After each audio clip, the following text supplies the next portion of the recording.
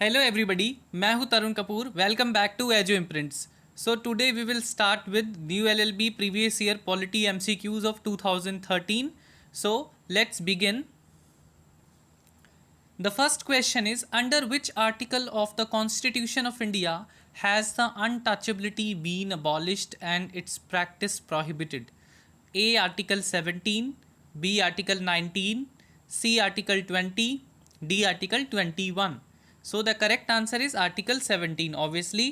सो देखते हैं हमारे आर्टिकल 17 को, जो हमारी अबॉलिशन ऑफ अनटचेबिलिटी की बात करता है।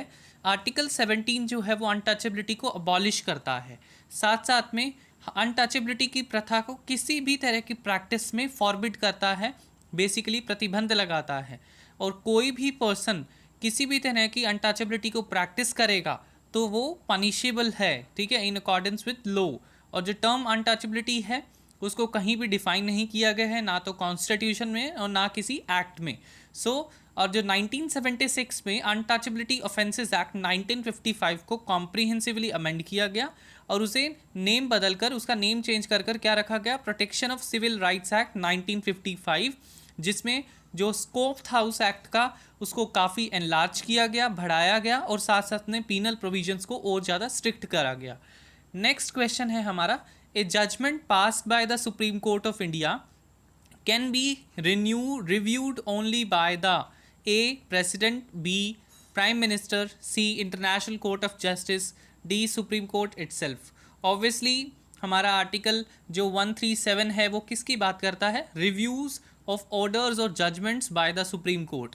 सो ये जो इस क्वेश्चन में जो रिव्यू की बात हुई है वो जुडिशियल रिव्यू नहीं है, ये अलग रिव्यू है जो आर्टिकल 137 में होता है। क्योंकि जो सुप्रीम कोर्ट है वो सेल्फ करेक्टिंग एजेंसी भी कहा जाता है सुप्रीम कोर्ट को, बिकॉज सुप्रीम कोर्ट के लिए this is not compulsory, this is not binding कि वो उन्होंने पहले कुछ किसी भी टॉपिक पर कुछ कहा है तो वो दोबारा उन्हें चेंज नहीं कर सकती है। जैसे कि गोलकनाथ केस में जो सुप्रीम कोर्ट ने कहा था उसे बदलकर उसका जो अपोजिट व्यू था सुप्रीम कोर्ट ने केशवानंद भारती केस में दिया। तो जो सुप्रीम कोर्ट है वो अपनी केसेस को, अपनी जजमेंट्स को रिव्यू कर सकती है under article 137 of the constitution, reviews of orders और judgments by the supreme court. Next question, total number of ministers including the prime ministers shall not exceed which percentage of the total of members of Lok Sabha? 20%, 14%, 15%, 18%. The correct answer is 15%. This was added by 91st Constitutional Amendment Act. The next question, the reservation of seats for women in Panchayati Raj institution is A. 50% of total seats, B. 33% of total population, C. proportionate to women population, D. 33% of total seats. Obviously the correct answer is 33% because 1/3 हमने reservation दे रखा है Panchayati Raj institutions में womens को। Next question, choose the fundamental rights available to Indian citizens but not to aliens. Okay, so A है हमारा freedom of speech and expression, second है equality before law, 3 is right of minorities, 4th is protection of life and liberty. तो A 1 and 3, B 1 and 4, C 2 and 4, D हमारा है second and third.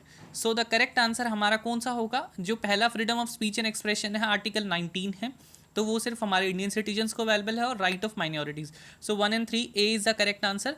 और हमारे कौन से राइट्स हैं जो सिर्फ सिटीजन्स को अवेलेबल हैं, आर्टिकल 15, आर्टिकल 16, 19, 29 और 30। और एलियंस कौन होते हैं, जो those are not the citizens of our country. Okay, so जो अदर सिटीजन्स होते हैं, दूसरी किसी कंट्री के सिटीजन्स होते हैं, उन्हें हम एलियन कहते हैं, ठीक है। So the 1 and 3 are available to only Indians. As per the constitutional requirement, the Parliament of India shall meet at least A. once a year, B. twice a year, C. thrice a year, D. 4 times a year. The correct answer is twice a year because 6 महीने के बाद एक session ज़रूरी है। Next, in which of the following cases the Constitution of India allows an exception to the rule of equality? A. The President and the Governor, B. Prime Minister and the Chief Minister, C. Union Law Minister and the Law Minister of a state, D. Deputy Prime Minister and Deputy Chief Minister. So the correct answer is A, that is President and the Governor under Article 361 of the Constitution, जिसमें ना तो हम criminal proceedings institute कर सकते हैं जब हमारे president या गवर्नर किसी ऑफिस में गवर्नर या प्रेसिडेंट ऑफिस के ड्यूरिंग में, और साथ साथ में ना ही उनके खिलाफ हम किसी अरेस्ट प्रोसीजर को इनिशिएट कर सकते हैं। सिविल प्रोसीडिंग्स को हम 40 डेज़ के नोटिस के बाद स्टार्ट कर सकते हैं। Next question, article 1 of the Constitution of India declares India as a federal state, B quasi federal state, C unitary state, D union of the states. Obviously the correct answer is D, that is union of states, because हमारा article 1 कहता है, ये हमारी किसकी unity की बात कर रहा है कि the states can not secede from the union, की जो स्टेट्स हैं वो हमारे यूनियन से अलग नहीं हो सकती हैं, हमारा कोई एग्रीमेंट नहीं है बिटवीन द स्टेट्स। ये डॉक्टर बी आर अम्बेडकर ने कहा था फॉर गिविंग रीजन्स कि क्यों हमने बेसिकली फेडरल स्टेट क्यों नहीं कहा, यूनियन ऑफ स्टेट्स क्यों कहा। नेक्स्ट है हमारा, a panchayat samiti at the block level in India is only an a advisory body, consultative body, committee, basically coordinating and the supervisory authority and administrative authority. The correct answer is C, that is coordinating and supervisory authority का काम होता है। Then when the offices of both the president and the vice president of India are vacant, then their functions will be discharged by A, prime minister, Home Minister, Chief Justice of India, D, Speaker. The correct answer is Chief Justice of India. The Parliament or the state legislature in India can declare a seat vacant if the member absents himself without notice from the session for more than 30 days, 60 days, 90 days, 120 days. The correct answer is basically 60 days. Because 60 क्यों है, क्योंकि ये term बता रखा है कि कोई 60 दिन तक हमें जो एब्सेंट रहेगा सेशन में विदाउट एनी नोटिस, तो वो उसकी बेसिकली सीट वैकेंट हो जाएगी। Next, which of the following fundamental rights guaranteed by the Constitution of India 1950 can not be suspended during emergency? A, freedom of speech and expression under article 19 clause 1 sub clause A, right to constitutional remedies under article 32 and 226, right under article 21, 22, right under article 20 and 21. So the correct answer is D, because these are two rights which cannot be suspended. ठीक है, उसको हम suspend नहीं कर सकते हैं। Article 358 में क्या होता है कि आर्टिकल 358 के अंदर आर्टिकल 19 ऑटोमेटिकली हमारा सस्पेंड हो जाता है जब हमारी नेशनल इमरजेंसी लगती है, मगर आर्टिकल 359 के अंदर वही राइट्स हमारे बेसिकली सस्पेंड होते हैं जो प्रेसिडेंशियल ऑर्डर में मेंशन हों।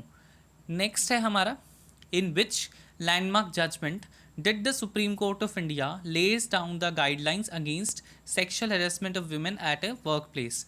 ए, Nilabati Behera versus state of Orissa, B, Hussainara Khatoon versus state of Bihar, C, Maneka Gandhi versus union of India, D, Vishaka versus state of Rajasthan.